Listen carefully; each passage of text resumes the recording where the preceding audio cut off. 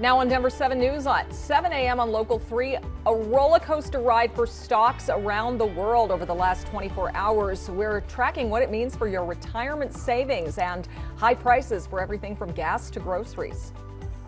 Denver gearing up for Game 2 of the Stanley Cup Final tomorrow night at Ball Arena. The prep's underway to make the watch parties even bigger and even better after the Avs' victory against the Tampa Bay Lightning Wednesday night. And it's a weather action day here at Denver 7 because of a rare heat advisory. We're helping your family stay safe and save some money today. Well, thank you so much for joining us. I'm Jessica Crawford. And I'm Nicole Brady. And yeah, we have team coverage of this heat advisory. Traffic expert Jason Luber and reporter Veronica Costa are standing by. Let's start, though, with Lisa Hidalgo with the timing of today's temperatures. You know, it's really pleasant right now. Yeah, it's going to be, though, here by mid-morning that we see not only the heat advisory post at 10 o'clock, but also this afternoon highs that are going to be right around, well, 100. So unfortunately, we're dealing with smoke in the air. We have some ozone action day alerts in effect, and we have the heat. So kind of a not great combination to round out the week. Low to mid 60s, though, right now. You can see where it is already a little hazy there. We had a couple of days with some clear skies, but now that smoke has been filtering back in from the south and southwest. And look at how fast these temperatures warm. We're at about 77 degrees by 10 o'clock. We'll get into the upper 80s, near 90 by noon, by lunchtime, and then highs are going to be right around 95 to near 100. We have Denver at right around 98, 70s to low 80s for the mountains. Now, it does cool down a little bit this weekend. We're still talking 90s, just not closer to 100. We'll be closer to the 90-degree mark. We'll take a closer look at that on the Super 7 Day coming up. And early this morning, we have a water main break over in Aurora, and really it's not going to affect you too much right now. It's on Peoria, just north of 6th Avenue, right here about Del Mar Circle. Problem with Del Mar saying it has so many points around this area because it is obviously a circle. Take a look earlier. Air Tracker 7 was over it. You can see the water was flowing across Peoria north of 6th Avenue, right by the gas station there. But it's not a traffic impact now, but later on when Aurora water gets in there, starts tearing up the roadway, that will become a traffic impact. The rest of the drive out there in Aurora looks just fine. No problems on 225, getting a little bit busier down to that south side, but the rest of the drive is actually in pretty decent shape. Heavy traffic in some of those usual spots that you usually see anywhere else around town. We do have some breaking news. Overnight, Boulder Fire Rescue worked to put out hot spots from a fire near Wonderland Lake north of the city.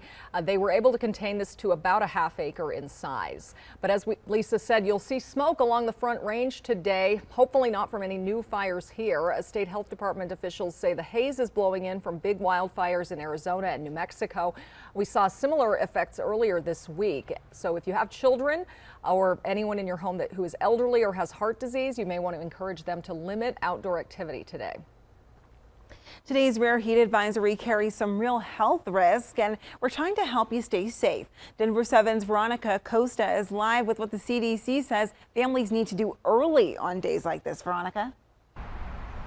We hear this all the time. Hydrating really is the only way to try and steer clear of any heat-related illness. And these guys behind me over at this construction site, obviously just one of the many construction sites that we have over Denver, they have the right idea. These construction workers showed up to work really early this morning, about an hour or so ago. A lot of them with water jugs in hand, ready to get to work, but also ready to stay hydrated throughout the day. Something the CDC recommends is hydrating as early as possible. For example, right now when it's a little bit cooler, so you can keep up with the heat as it gets hotter and hotter. Now here's the exact recommendations they give. You should be drinking 1 cup of water every 15 to 20 minutes. The CDC also says drinking small amounts of water more frequently is more effective than just doing it all in one go and drinking a lot of water all at once. Then there's drinking water after work. Experts say that's important too because you need to replace whatever you were sweating out earlier in the day.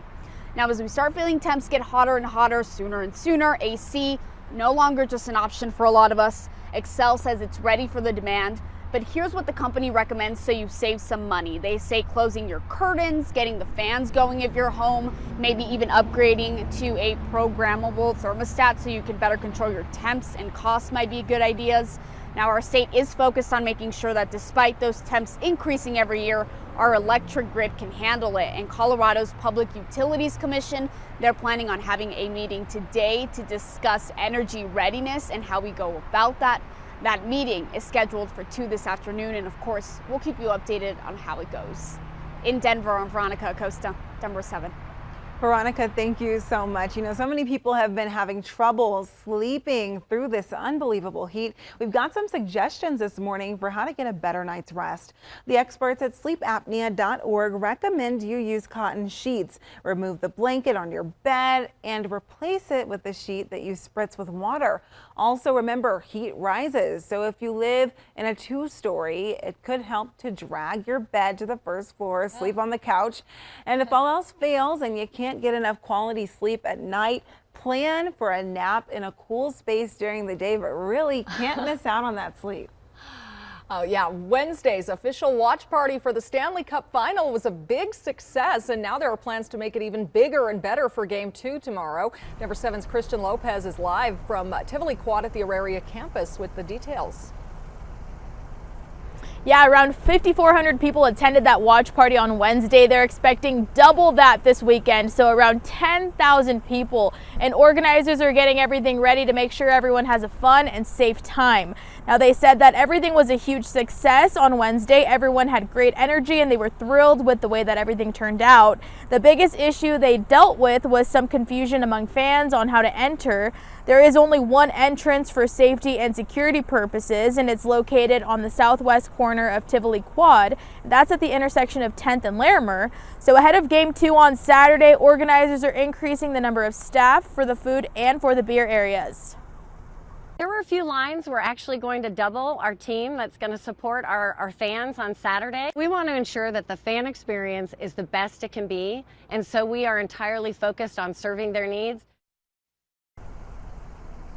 Denver police will be increasing patrols in this area as well as near Ball Arena, and those gates will open at 3 p.m. on Saturday. Live in Denver this morning, I'm Christian Lopez, Denver 7. All right, Christian, thank you. The Avs will have practice at Ball Arena this morning at 11. We will be there to talk to the coach and players gearing up for Saturday's game. And tonight, some of the Avs and support team and Denver 7 will be at the Denver Rescue Mission.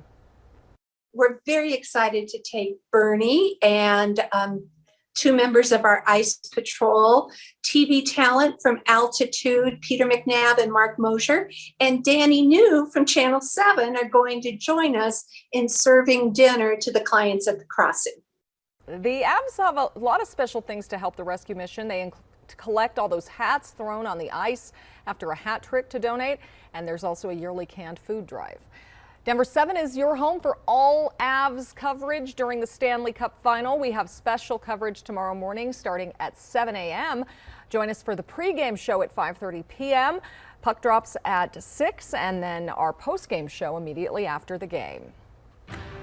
And big breaking news overnight, the Golden State Warriors won their 4th NBA title in 8 years. They beat the Boston Celtics in Game 6, 103-90. After falling behind 14-2 to start the game, the Warriors made a comeback. Steph Curry finished the series with a team-high 34 points, and he was named the NBA Finals MVP. We have new details from Birmingham, Alabama, the scene of a deadly church shooting just as senators are hitting a roadblock on gun reform. Police say a second victim has died. They haven't identified them or the suspect who opened fire at a potluck supper. He's in custody now. Senators are pausing their gun negotiations this weekend. There are 2 sticking points. First, whether states have to fund red flag laws like Colorado has. It also allows a court to take someone's guns away if they're a danger to themselves or others. The other issue is the so-called boyfriend loophole that allows domestic abusers to get guns.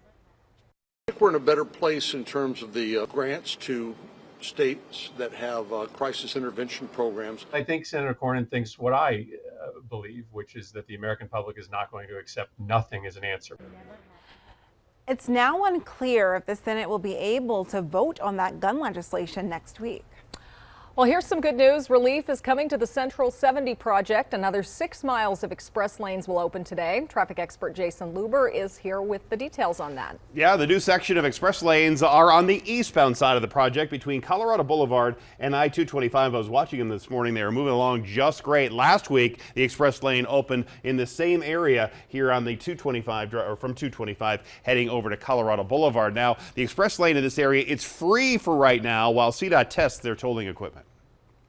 So really just want to make sure that that tolling equipment is working as it should. making sure that it's counting all of the vehicles that are using the lanes. So this is pretty typical for all of our express lanes testing that we've seen throughout the metro area. It's expected that CDOT won't start charging tolls until early next year. The next major milestone will be opening the eastbound I-70 tunnel, scheduled right now for the weekend of July 16th and 17th. The majority of the I-70 project should be wrapping up, by the way, by the end of the year. Thanks, Jason.